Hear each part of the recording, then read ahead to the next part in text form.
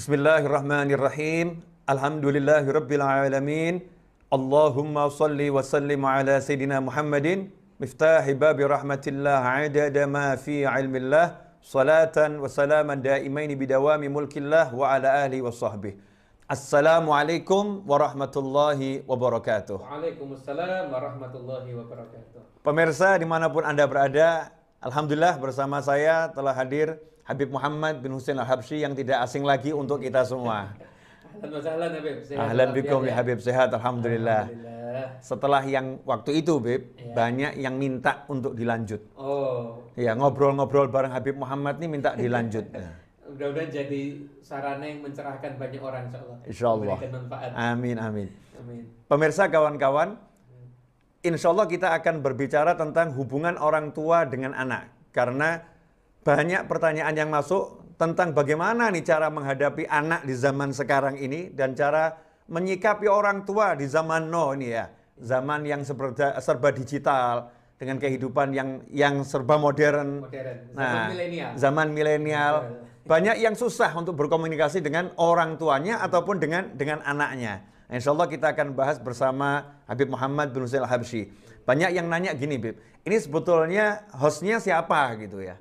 Nah, saya jawab masing-masing host. Nah, masing-masing host. Kami saling bertanya lepas tanpa konsep mengalir begitu saja, insya Allah. Tanpa ada teks tertulis dan lain sebagainya. Jadi ini murni dialog yang di-upload. Betul, dari hati ke hati, insya Allah. Dari anak muda dengan orang tua. Anak mudo ya, kata orang Palembang apa itu? Oh iya, Mudo ya, dengan orang tua ini, sudah tua. Makanya saya belum semir-semir rambut nih biar kelihatan saya udah tua, Habib Muhammad masih muda. Insyaallah, tapi mudah-mudahan semuanya panjang umur. Amin, fi taatillah insyaallah saya afiyah, amin. Ini topiknya sangat menarik dan memang ini problem zaman sekarang benar. Jadi memang problem yang kekinian.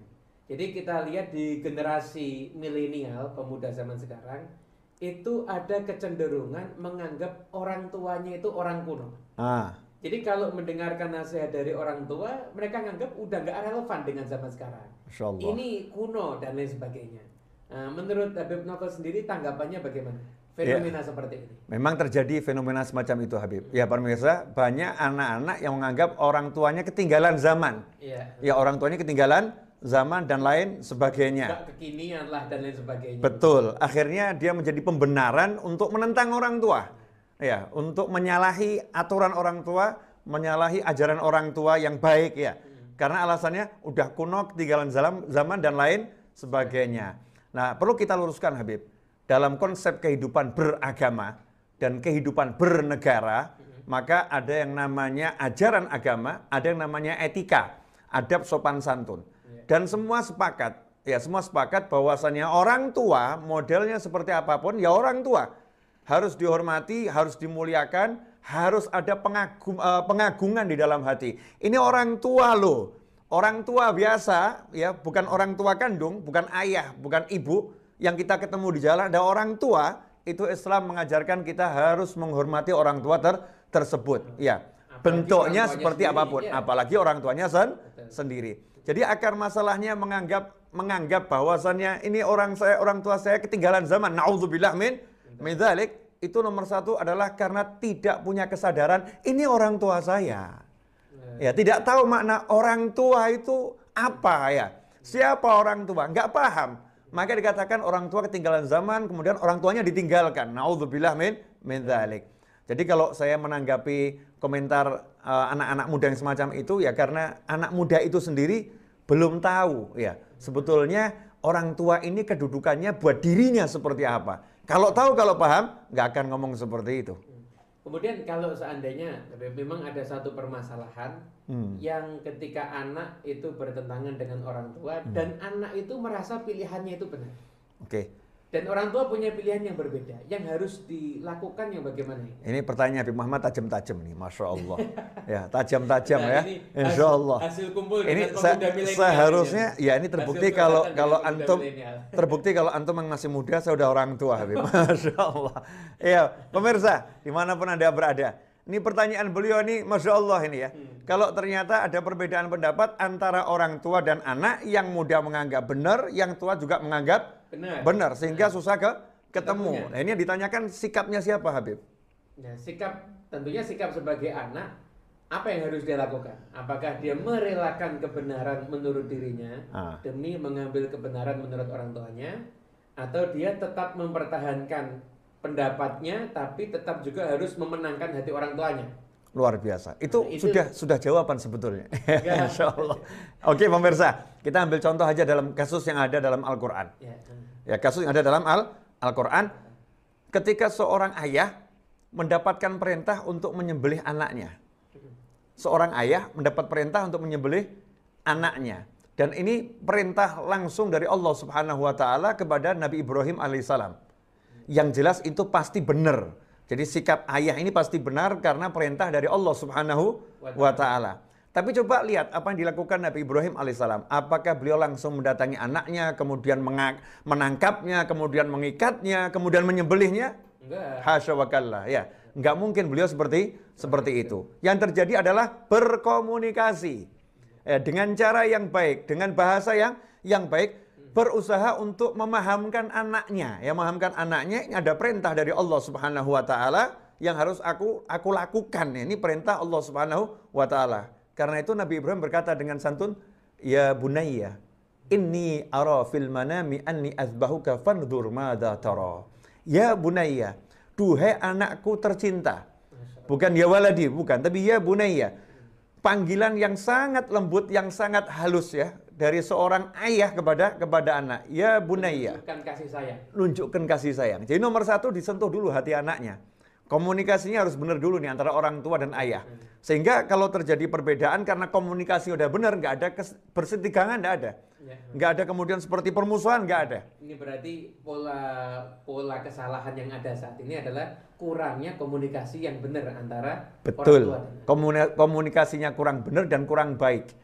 Karena yang dicontoh komunikasi yang ada dalam TV, dalam film ya. Karena memang dalam film kadang kan memang dibuat seperti itu untuk mengangkat cerita ya, mengangkat cerita sikap anak yang mungkin membangkang, orang tua yang kasar dan lain sebagainya. Kemudian itu direkam seakan-akan itu cara hidup yang benar. Karena nggak lihat sampai habis mungkin filmnya ya, nggak lihat sampai habis. Cuma dia mungkin sampai habisnya juga begitu ya. Atau mungkin begitu karena mungkin tidak ada timur ya, dan bukan ajaran dari ajaran Nabi Muhammad SAW, bukan dari keluarga yang berbangsa Indonesia mungkin ya, bukan beradat Nusantara dan bukan beragama Islam, ajaran Nabi Muhammad SAW, atau mungkin bahkan orang-orang yang tidak mengenal ajaran agama. Karena saya yakin setiap agama itu juga mengajarkan bagaimana cara berbicara yang baik, ya. Apalagi kepada orang tua. Apalagi kepada orang tua. Nah, ikhwani rahimakumullah, pemirsa dimanapun Anda berada, Nabi Ibrahim alaihissalam kalau kita lihat ya dalam Al-Quran, ya bunayya, duhai anakku, inni ara fil manam, menegaskan. Yang diajak bicara anaknya pinter, anaknya cerdas. Inni ara fil manami anni azbahuka. Aku bermimpi melihatmu, aku menyembelihmu. Aku bermimpi melihat diriku menyembelihmu. Anni azbahuka. Aku menyembelih dirimu. Jadi beliau tidak mengatakan aku diperintahkan Allah untuk menyembelihmu. Tapi aku bermimpi, aku menyembelihmu. Padahal Nabi Ibrahim sudah tahu arti mimpi itu adalah aku diperintah Allah menyembelihmu. Tapi beliau sederhanakan kalimat itu dengan sekedar mimpi. Tidak mengatakan aku diperintah Allah menyembelihmu. Tapi beliau mengatakan aku bermimpi menyembelihmu. Artinya persoalan yang besar disederhanakan menjadi sebuah mimpi. Berarti sebenarnya perkara rumit, kalau komunikasinya benar jadinya mudah sebenarnya ya. Jadinya mudah. Ini seorang ayah, satu berbicara dengan kalimat yang baik, bagus, kemudian menyederhanakan permasalahan. Permasalahan menyembelih, perintah ilahi dikatakan aku bermimpi. Ya, aku bermimpi, aku menyembelihmu. Fandzur madza tara. Bagaimana pendapatmu? Perintah Allah itu nggak mungkin dibantah. Pendapat anak apapun, ya tetap akan dilaksanakan oleh Nabi Ibrahim AS seperti perintah Allah Subhanahu Wa Taala. Tetapi Nabi Ibrahim diajarkan oleh Allah Subhanahu Wa Taala untuk nanya, bagaimana pendapatmu, wahai anak? Karena dengan menanyakan pendapat anak, nanti anak akan punya kesempatan untuk mengungkapkan isi hatinya, mengungkapkan pendapatnya. Disitulah peran orang tua. Ketika pendapatnya itu berseberangan dengan anak, maka orang tua akan meluruskan. Ya, akan meluruskan. Nah, begini loh yang betul.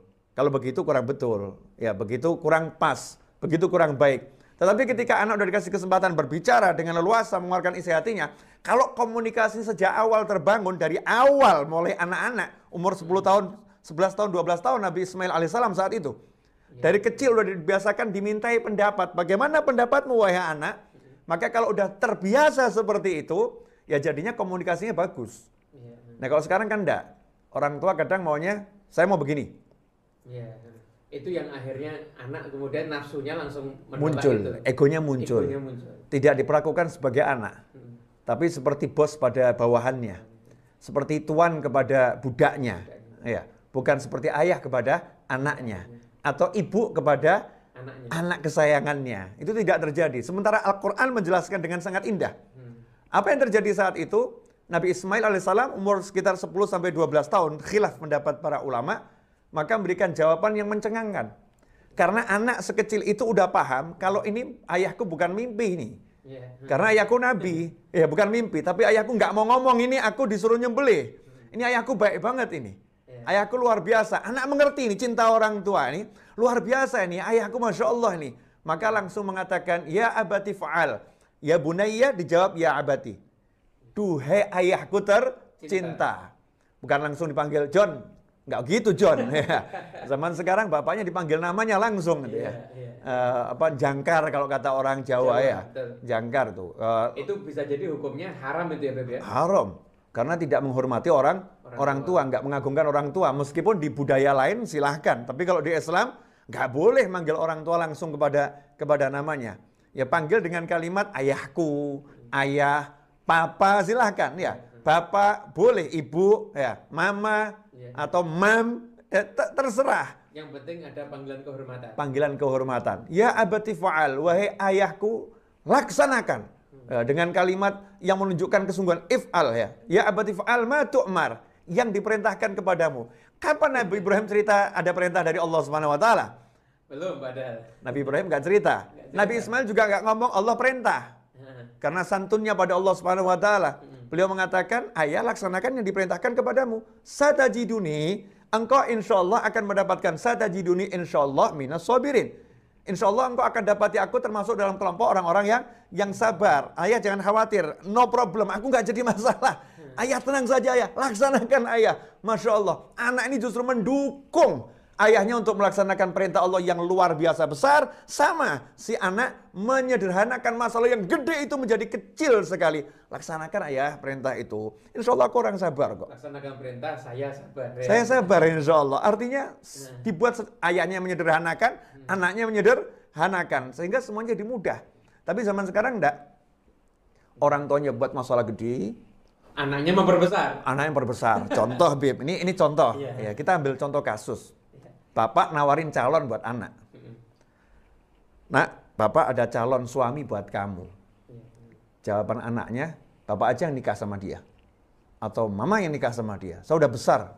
Saya nggak mau diatur-atur. Saya mau cari jodoh saya sendiri. Masya Allah. Ini kan kalimat nggak enak ya. Kasar ini. Kasar.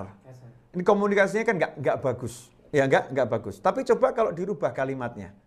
Ya, nak, ya. Kamu cantik, Masya Allah. Anak kesayangan papa.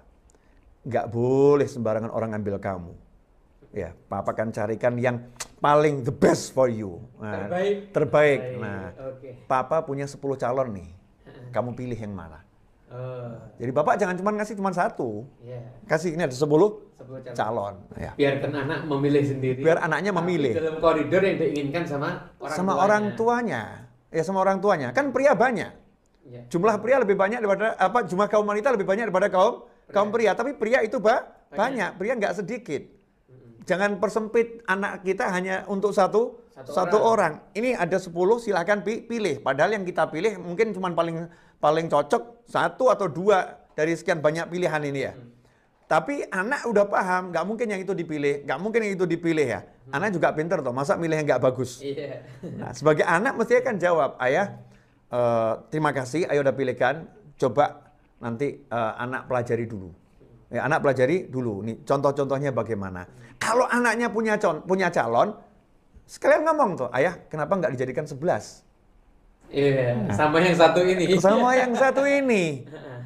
Komunikasi. Akhirnya kan bisa ketemu. Iya. Ini biar yang 11 ini beradu ayah. Nanti kira-kira mana yang ayah sukai dan mana yang aku sukai, mana yang ibu sukai dan aku sukai. Insya Allah nanti akan ketemu. Bisa ketemu kalau komunikasinya bagus. Tapi sekarang komunikasi ini kan buntu. Buntu ya. Buntu. Meskipun betul orang tua punya hak 100% penuh kepada anak. Anta wa maluka li abik. Engkau dan hartamu milik orang tuamu. Engkau, jasadmu, ruhmu, nyawamu, semua milik orang tuamu. Hartamu milik orang tuamu. Tetapi Islam kan juga mengajarkan rahimallahu mura'an a'ana waladahu ala birrih. Rahimallahu mura'an a'ana waladahu ala birrih. Atau kama qala sallallahu. Doa Nabi Muhammad SAW. Semoga Allah merahmati orang tua yang membantu anaknya bisa menjadi anak yang berbakti kepadanya. Artinya orang tua ini tidak membebani anaknya dengan perintah macam-macam sehingga anaknya melanggar. Tidak mempersulit anaknya untuk taat kepadanya. Orang tua yang semacam itu mendapatkan doa langsung dari Nabi Muhammad SAW. Berarti luar biasa. Luar biasa, ya? luar biasa. 1400 tahun yang lalu. Betul Habib. Jadi kembali ke masalah komunikasi. Sebenarnya komunikasi ini kalau kita lihat kan penting. Kayak orang misalkan nyuruh anak berhenti main, bilang jangan main atau mainnya nanti lagi, itu kan beda. Betul. Kemudian cara membangun komunikasi yang baik itu sendiri gimana, Habib? Menyiapkan waktu. Kalau saya lihat Al-Habib Ali bin Muhammad bin Sulaiman Habsyi rahimahullah, beliau mengajarkan hendaknya kalian duduk bersama anggota keluarga kalian. Bersama pasangan hidup, bersama anak. Misalnya saat makan. Ya saat makan bersama itu. Ketika makan bersama, ngobrol lah. Dan disunahkan oleh Nabi Muhammad SAW. Kalau lagi makan, hendaknya sambil berdiskusi, sambil ngobrol. Bukan ngunyah sambil berbicara, bukan. Tapi kalau jangan salah paham. Kalau makan sambil berbicara, artinya sambil ngobrol. Kalau makan seperti itu. Karena dengan makan, itu akan jadi obrolan santai. Ya obrolan santai sehingga terjalin komunikasi. Betul. Karena kalau ngobrolnya dalam keadaan perut lapar, bahaya nanti. Bahaya. Ya, gampang salah paham. Salah paham. Tapi kalau dia mulai ngobrol makanan yang enak, disisipkan dikit-dikit kan bisa. Bisa. Ya sambil, masa nggak bisa tuh? Sambil ngobrol, sambil makan enak, disisipkan dikit-dikit. Kalau itu tiap hari, kayak itu tiap hari kan, ya Masya Allah. Ya, otomatis komunikasi yang baik akan terjalin dengan sendirinya. Lancar. Sekarang ini Habib, banyak orang tua yang bingung cara ngomong sama anak. Saya bingung, gimana cara saya bisa ngomong sama anak saya? Karena orang tuanya nggak pernah jadi kuda buat anaknya. Nggak pernah jadi hewan yang ditunggangi buat anaknya. Nabi Muhammad SAW, Sayyidina Hasan dan Husain, Rasul setiap kali pulang dari luar kota jauh, pergi ke masjid, sholat sunnah, kemudian keluar dari masjid, bukan ke rumahnya. Rumahnya dekat dengan masjid, jadi satu. Nggak ke situ Nabi Muhammad SAW, tapi ke rumah Fatimah Zahra radhiyallahu anha, ke rumah putrinya. Mengecup kening putrinya, kemudian mencari Sayyidina Hasan dan Husain, cucu beliau sallallahu alaihi wasallam, untuk apa? Untuk Rasul menjadi kendaraan yang ditunggangi. Ayo, naik ke punggung tuh. Dalam keadaan capek, letih, hilang tuh semua capek dan letih. Komunikasi bukan sekedar dengan berbicara, bahkan dengan bermain bersama. Ya, bermain bersama. Dibangun sejak kecil udah dibangun yang seperti itu. Karena sejak kecil dibangun yang seperti itu, maka sampai dewasa erat hubungannya. Nah sekarang enggak, bermain dengan anaknya enggak pernah, ngobrol dengan anaknya enggak pernah, anak juga enggak pernah ngajak orang tuanya bermain, anak enggak ngobrol sama orang tuanya, ngobrol dengan handphonenya. Ya, ngobrolnya dengan handphonenya.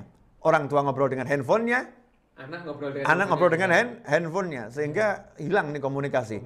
Bahkan ada sekarang komunikasi via aplikasi. Satu meja ini anak sama orang tua ngobrol pakai aplikasi. Ya Allah. Masya Allah. Berarti kalau sekarang orang tua beralasan begini, saya kan harus kerja, saya kan harus menghidupi anak. Tapi akhirnya kehilangan banyak waktu untuk bersama anak. Sebenarnya yang lebih prioritas itu yang mana? Walaupun dua-duanya kan penting. Iya. Pertanyaannya begini, menghidupi anak atau hidup dengan anak? Iya. Menghidupi anak hidup, tapi anaknya hidup nggak jelas. Atau hidup dengan anak, insya Allah tetap bisa hidup. Tapi anaknya akan hidup dengan jelas. Dengan orang tuanya ya. Betul. Kasih Makanya terasa. Islam membagi. Di Islam itu dibagi, sebetulnya nih kalau dijalankan betul cakep. Ibu itu tempatnya di rumah. Ibu tempatnya di rumah. Ayah tempatnya di luar. Artinya tepatnya di luar, ayah mencari nafkah. Ibu yang terus komunikasi sama anak, menjadi lisannya ayah. Ya, menjadi lisannya ayah. Nanti setelah orang tua itu pulang, baru bersama-sama melanjutkan komunikasi dan kegiatan bersama-sama. Tapi sekarang enggak. Ibunya keluar dari rumah, ayahnya keluar dari rumah, anaknya juga keluar dari rumah. Berarti masing-masing dengan alamnya sendiri. Alamnya sendiri. Ketika pulang semuanya udah lelah. Udah lelah, si anak udah lelah, capek, pengen hiburan. Mainnya pakai ya udah handphonenya. Ya, dengan smartphone-nya, dengan tabletnya dan lain sebagainya, dengan televisinya. Orang tuanya lelah juga sama. Dengan handphonenya, dengan YouTube-nya, ya. Dengan Instagram-nya, dengan WhatsApp-nya, dengan Facebook-nya, ya, dan dengan dunianya masing-masing. Suami juga begitu, pulang lelah. Ya, semua udah kelelahan. Maka ada cara hidup yang sekarang ini menurut saya sudah nggak seperti konsep hidup orang-orang tua dahulu. Orang-orang tua dahulu kita nggak bicara agama ya. Ini kita baru bicara konsep hidup orang tua dahulu. Budaya orang tua kita zaman dahulu nggak seperti itu. Yang namanya orang tua dulu itu punya komunikasi yang luar biasa dengan anaknya, indah ya.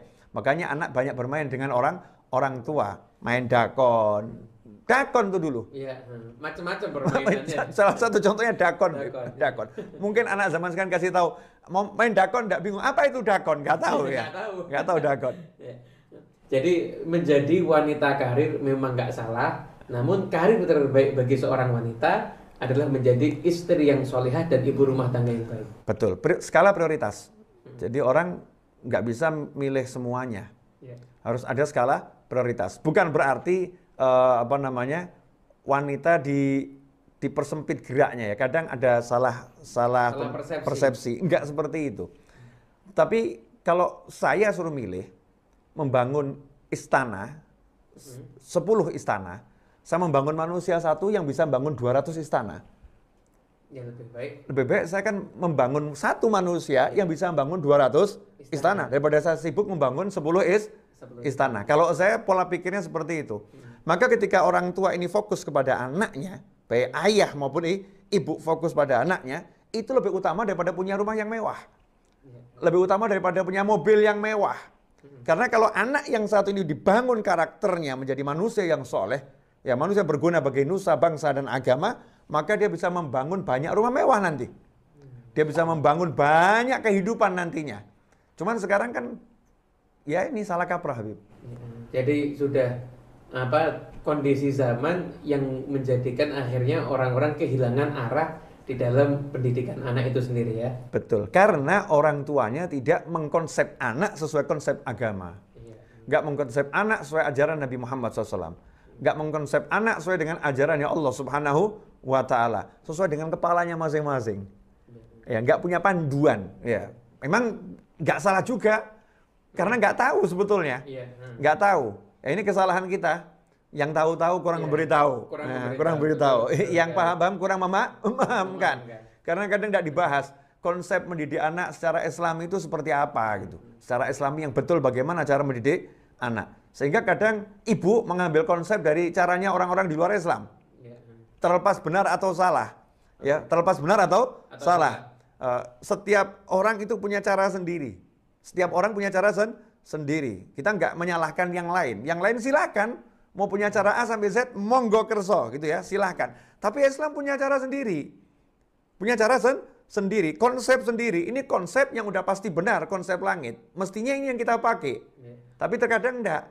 Yang lebih diutamakan konsep-konsep di luar konsep Islam.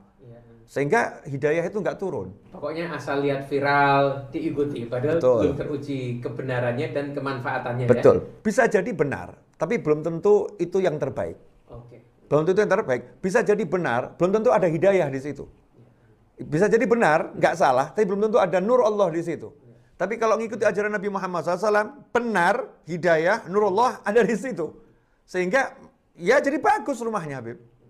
Berarti dalam membangun rumah tangga, selain ikhtiar zahir, kita pun juga harus mempersiapkan ikhtiar batin kita juga ya, Beb. Nah, dengan wajib. Kita mengikuti ajaran Nabi, di situ akan ada cahaya Allah, ada keberkahan, banyak doa-doa yang ada di situ. Kemudian langkah yang harus dilakukan sekarang gimana, Beb? Kalau ada orang tua yang sudah sekian lama komunikasinya buruk, ya ayahnya, ya ibunya, anaknya, untuk memulai lagi terkadang berat. Ini langkah yang harus dilakukan gimana? Kadang-kadang anaknya udah terlanjur nakal, udah terlanjur nggak mau dengerin orang tuanya. Ini langkah yang harus dilakukan, ya mulai membangun komunikasi itu, atau ada ikhtiar-ikhtiar lain lagi yang mungkin yang bisa dilakukan.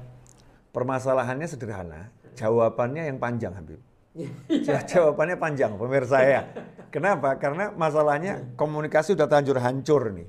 Hancur sudah. Ya, komunikasi anak udah terlanjur nakal, atau mungkin udah berumah tangga, udah nggak ingat sama orang tuanya, mungkin udah ngebatin kapan orang tua saya mati. Naudzubillah min dzalik. Karena orang tua nunggu warisan, atau orang tua saya ini ngerepoti ini. Ya, ngerepoti. Ini selalu mengganggu ketenangan rumah tangga saya. Masya Allah, ini orang tua saya ini selalu mengganggu ketenangan rumah tangga saya. Membuat istri saya marah terus dengan orang tua saya. Masya Allah. Naudzubillah min dzalik. Ini suatu kalimat yang membuat langit bergoncang. Goncang dengan amarah para malaikat ya. Goncang dengan amarah para malaikat. Amarah Allah Subhanahu wa taala.